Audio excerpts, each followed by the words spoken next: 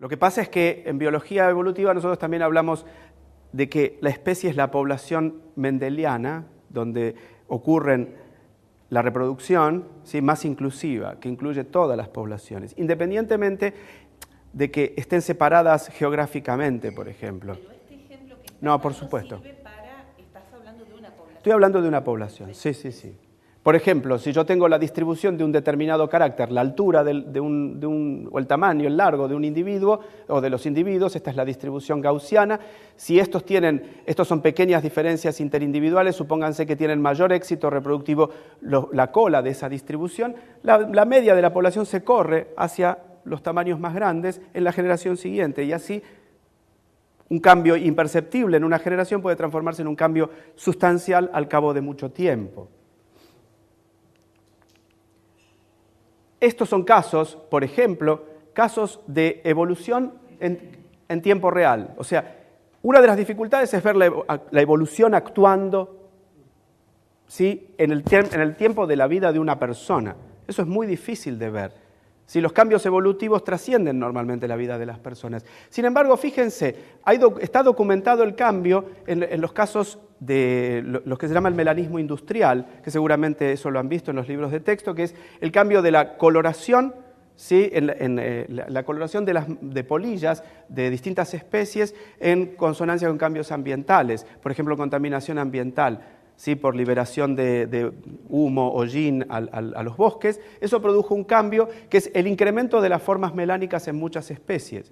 En Inglaterra esto se documentó y cuando en Inglaterra se avivaron de lo que estaba pasando, de que estaban contaminando el ambiente, el Parlamento produjo una cantidad de leyes que limitó la liberación de estos efluentes al ambiente. Y entonces a partir del momento en el cual esas leyes comenzaron a regir, las poblaciones fueron volviendo, fue disminuyendo la frecuencia de las formas melánicas y fueron volviendo a los estados originales. Lo cual, y eso en el término de, fíjense, 1959, 1995, 40 años aproximadamente.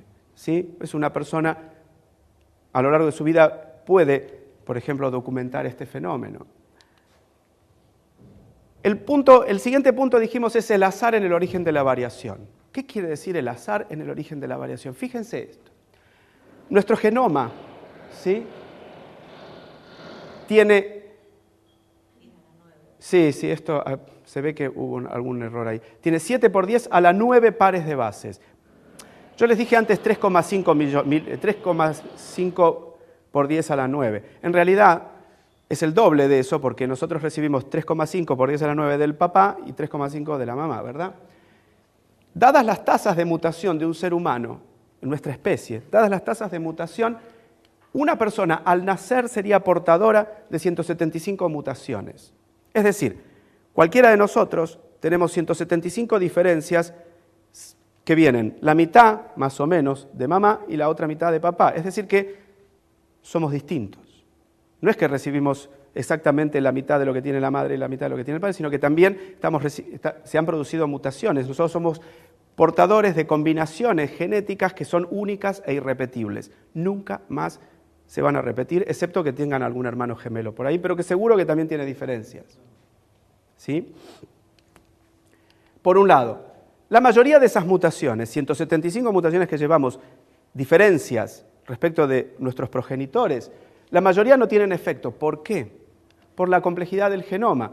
Ocurren donde no hay información significativa. El genoma, esos 7.000 millones de pedacitos de información, bytes de información, ¿sí?, la mayor parte de ellos no tienen información significativa. Algunos de esas mutaciones ocurren en o cerca de un gen y no afectan el funcionamiento del gen. Son desde ese punto de vista adaptativo, son neutras. Algunas son recesivas, su efecto queda oscurecido por el alelo dominante y su efecto puede ser tolerable o neutro, ¿sí? Entre las que sí tienen efecto. La mayoría son perjudiciales. Es lo siguiente: si hay alguna mutación que tiene efecto, seguro, lo más probable es que sean perjudiciales. ¿Sí? Solo unas pocas son beneficiosas. Entonces, si unas pocas son beneficiosas, ¿cómo explicamos la evolución adaptativa? Si solo hay muy pocas mutaciones beneficiosas. Ahora, Bien, ahora vamos a eso. Primero, tenemos que calcular cuál es la probabilidad de que ocurra una mutación que es favorable. Un ejemplo. Tenemos un gen en el ratón que está relacionado con la producción de pigmentos. ¿Sí? Forma parte del conjunto de genes que están relacionados con la producción de melanina. ¿Sí? Ese gen MCR1 tiene 10 sitios que al mutar producen un fenotipo melánico. Supongamos que a los efectos adaptativos el tener un fenotipo melánico es mejor que no tenerlo, porque permite, por ejemplo, mimetizarse con el ambiente, con las rocas o la vegetación en un área para evitar los predadores. Supongamos que por cada 10 a la 9, 1.000 millones de pares de bases, ocurren 2 mutaciones. Es una tasa de mutación más o menos normal. Por base, por nucleótido estoy hablando, ¿sí? Un gen normal tiene aproximadamente 1.000 nucleótidos, es decir, 1.000 sitios que pueden mutar, que pueden cambiar. Entonces, vamos a tener con estas tasas de mutación una mutación cada 500.000 individuos. ¿Sí? Una mutación cada 500.000 individuos, que se convierten en 40 mutantes melánicos, por todo lo que dijimos antes, 10 sitios que al mutar producen un fenotipo melánico. ¿Sí? Esto se convierte en 40 nuevos mutantes melánicos por cada 1.000 millones de individuos, es decir, una probabilidad de una mutación melánica en 25 millones de individuos. Re poco, para explicar cómo puede evolucionar el fenotipo de una población, ¿no es cierto? Poco. Sin embargo, en la población hay supónganse que es una población que tiene 5.000 hembras, que producen en promedio, estamos hablando de ratones, 5 descendientes, ¿sí? 5 crías por año.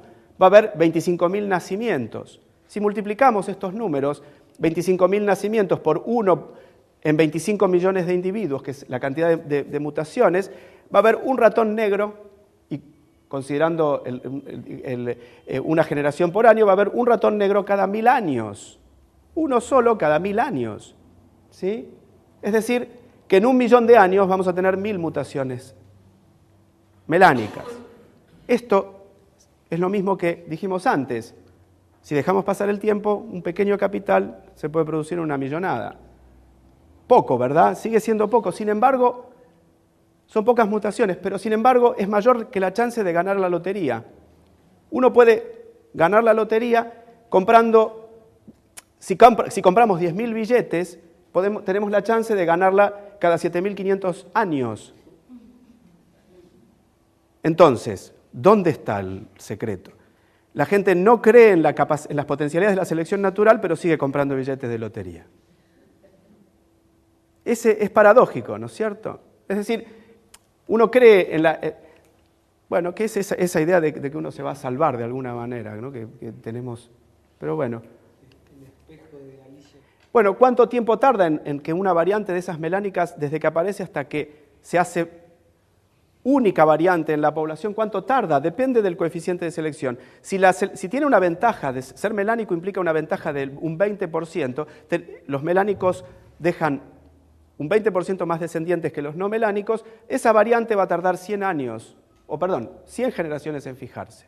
En una drosófila que tiene aproximadamente unas 10 generaciones por año, ¿sí? 99 generaciones es poco tiempo, ¿no es cierto? En un hombre ya es un poquito más. ¿Qué pasa con el argumento del tiempo? La historia de la vida y la diversidad precede nuestra propia historia. Ahora les voy a mostrar una transparencia que también seguramente conocerán, que es el calendario cósmico de Carl Sagan. ¿Cómo podemos conocer lo que pasó en el pasado remoto? Eso está escrito en el ADN, en los genomas. Para poder reconstruir la historia, esa información está escrita en los genomas. El punto es que hay que dar con las herramientas para poder arrancar y encontrar información en esos bancos de datos.